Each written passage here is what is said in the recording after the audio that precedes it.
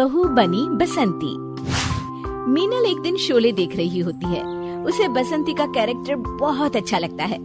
उसने बसंती को देखने के लिए कई बार शोले देखी होती है। उसे वो कैरेक्टर इतना पसंद आ जाता है कि उसे खुद पता नहीं चलता कि कब वो खुद बसंती की तरह बात करने लग जाती है। एक दिन उसका पति संजय उससे कहता है, मीनल, मेरी घड़ी कहाँ रखी है? टेबल पर ही तो रखी थी, मिल नहीं रही। अब मैं बोलूंगी तो बोलोगे कि बोलती है, क्योंकि देखने वाली बात ये है कि जब घड़ी घर में है ही नहीं तो टेबल पर रखी होगी कैसे? क्योंकि अगर रखी नहीं होगी तो मिलेगी कैसे?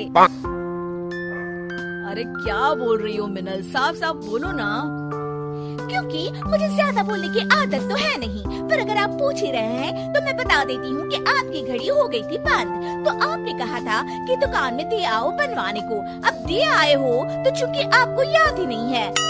हो याद आया, मैंने ही तो कहा था तुमसे।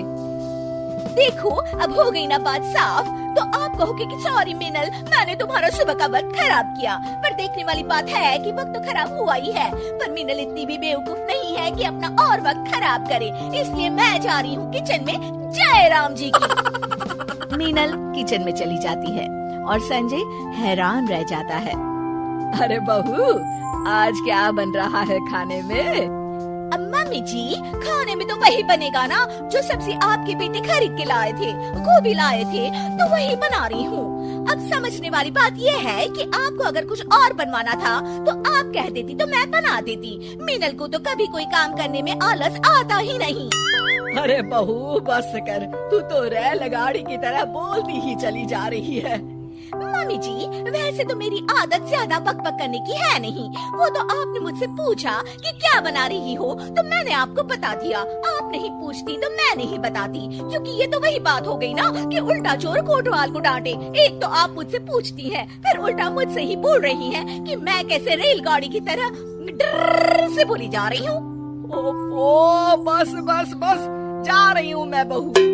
हाँ तो जाइए ना, मैंने थोड़ी ना आपको रोक कर रखा है कि रुकिए मेरे साथ बातें करिए। मीनल की बक बक बंद ही नहीं हो रही थी और उसकी सास रसोई से बाहर चली जाती है।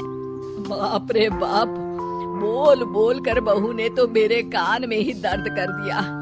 लगता है कि इसमें बसंती की आत्मा आ गई है। मीनल अपने कमरे में मैगजीन पढ़ रही होती है, तभी उसकी सास वहाँ आती है। अरे मम्मी जी, आज आप इस वक्त मेरे कमरे में, वैसे मुझे कोई प्रॉब्लम तो नहीं है, पर आप इस वक्त सो रही होती हैं, तो इसलिए मैंने पूछा, वरना मेरा कोई ऐसा इरादा नहीं था। क्योंकि आप सास हैं, आप कभी भी कहीं भी आ जा सकती हैं। ओफो, बस भी कर बसंती, मेरा मतलब है मीनल, और मेरी बात ध्यान से सुन। हाँ मम्मी जी, मैं कब आपकी बात ध्यान से नहीं सुनती। अरे संजय के जन्मदिन के लिए मैं और तेरे ससुर उसे एक सोने की चेन देने की सोच रहे हैं। क्या लगता है तुझे, पसंद आएगी ना उसे ये गिफ्ट? क्योंकि सोचने वाली बात ये है कि इन्हें मैंने कभी सोने की चेन पहने तो देखा नहीं। अब देखा नहीं तो पता कैसे चलेगा कि इन्हें चेन पसंद आएगी या नहीं आएगी। ओफो, बंद करना अपना ये रेडियो प्रोग्राम।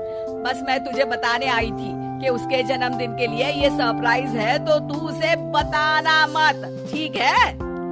मम्मी जी, मैं कहाँ किसी को कुछ बताती हूँ, आप बिल्कुल भी फिक्र मत करिए। क्योंकि देखने वाली बात ये है। हाँ, वो जो भी बात है ना, मुझे नहीं पता करनी। मैं जा रही हूँ जय राम जी की। जय राम जी की। पूरा परिवार साथ बैठकर नाश्ता कर रहा होता है और संजय फोन पर न्यूज़ पढ़ रहा होता है। क्योंकि वैसे तो आप एक साथ एक बार में कई काम कर सकते हैं, पर सोचने वाली बात ये है कि एक बार में 2 काम करने चाहिए या नहीं। क्योंकि अगर आप फोन पर ध्यान लगाएंगे तो नाश्ता ठंडा हो जाएगा, और नाश्ता ठंडा हो गया तो आपको पसंद नहीं आएगा। अच्छा ठीक है, रख दिया मैंने फोन। बस तुम शुरू मत हो जाओ फिर से। मैं तो न्यूज में देख रहा था कि सोने के रेट कितने बढ़ गए हैं। हाँ बेटा, महंगाई बढ़ रही है ना। मीनल सोने की बात सुनकर रसोई से बाहर आ जाती है। हाँ, सोने के रेट बढ़ तो गए हैं, पर सोचने वाली बात ये है कि क्या अभी भी लोग सोना खरीदेंगे, और अगर वो सोना खरीद रहे हैं तो फिर क्या फर्क पड़ता है। अब जैसे कि मम्मी जी हैं जो आपके जन्मदिन के लिए सोने की चेन बनवा रही हैं। धत्तिर की। सोने की चेन मेरे जन्मदिन के लिए? सास और ससुर मीनल की तरफ देखकर अपना सर पकड़ लेते हैं। क्योंकि अब सोचने वाली बात यह है कि गलती तो मुझसे हुई है, तो माफी भी मांग ही लेती हूँ, पर सवाल ये उठता है कि माफी मिलेगी या नहीं। नहीं मिलेगी, नहीं मिलेगी, नहीं मिलेगी माफी। मीनल के बसंती बनने के चक्कर में हो गया बर्थडे सरप्राइज का सत्यानाश।